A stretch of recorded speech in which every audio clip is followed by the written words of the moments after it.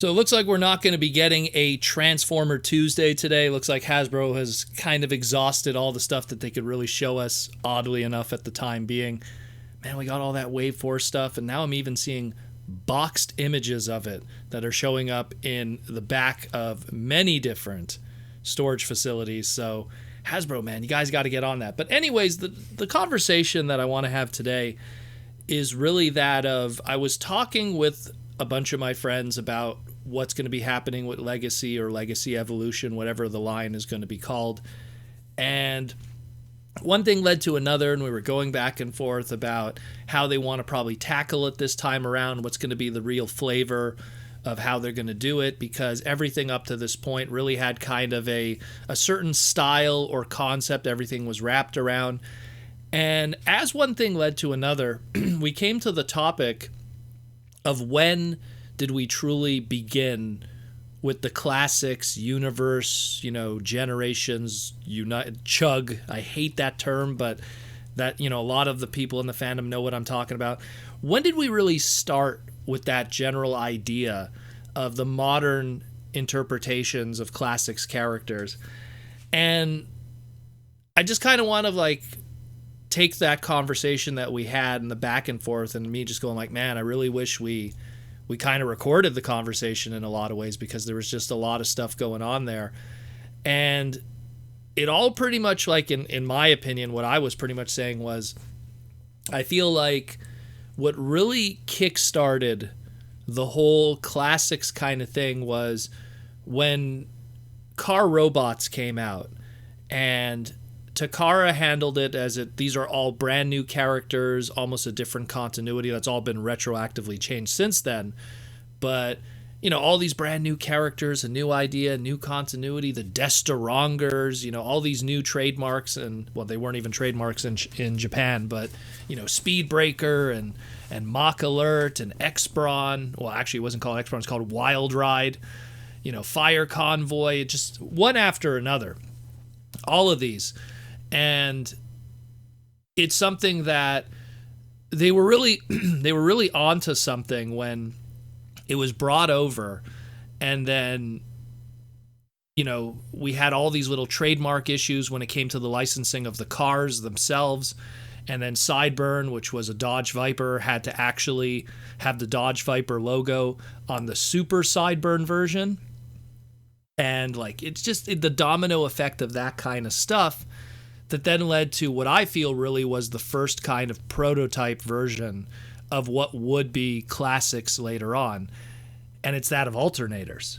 Because through that that Sideburn drama, and having the license out the Dodge Viper and put the logo on for the Super Sideburn version, I felt like alternators was kind of born out of that.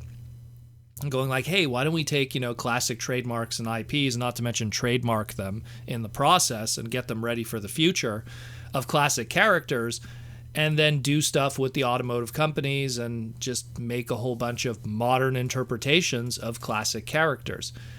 And we saw that in its early infancy with Car Robots, Robots in the Skies, because, one could look at Fire Convoy and go, or aka the Optimus Prime, and go, oh, here's a modern interpretation of Optimus Prime.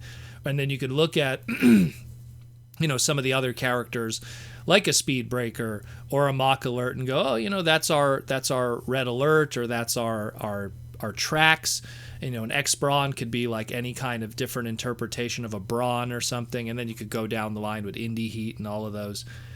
But it's interesting how it kind of you could see the early germination of that.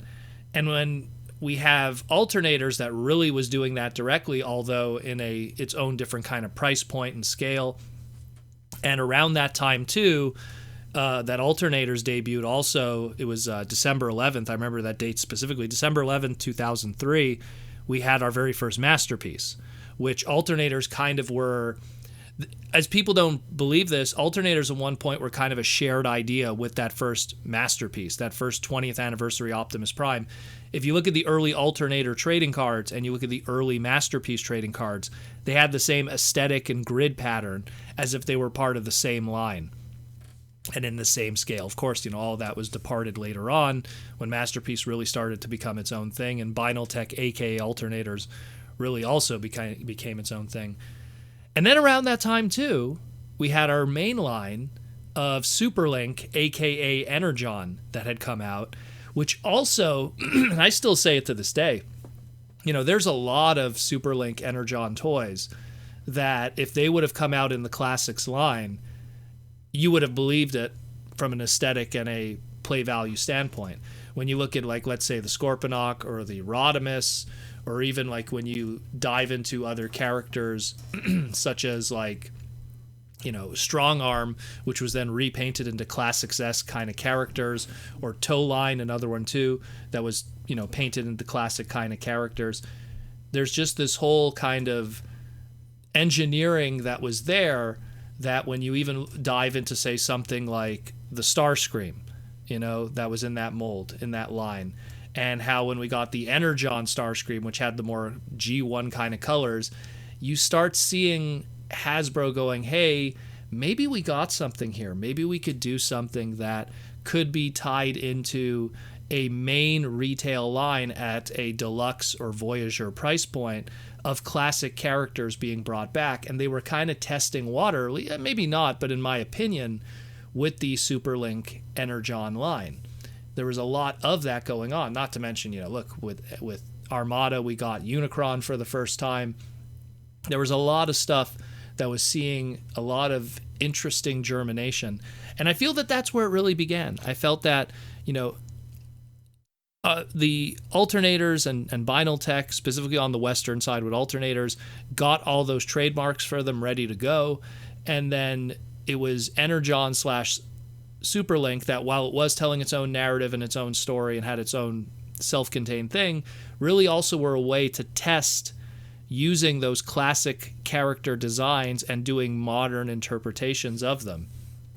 And I mean, I could go on and on. I mean, you could even look at like Inferno in Energon and stuff like that. Granted, they're fantastical versions of them compared to what we expect of a Classics line today. But if you look at the early Classics line, even the early Universe 2.0, there were sometimes departures from what the original character designs were from the Generation 1 versions.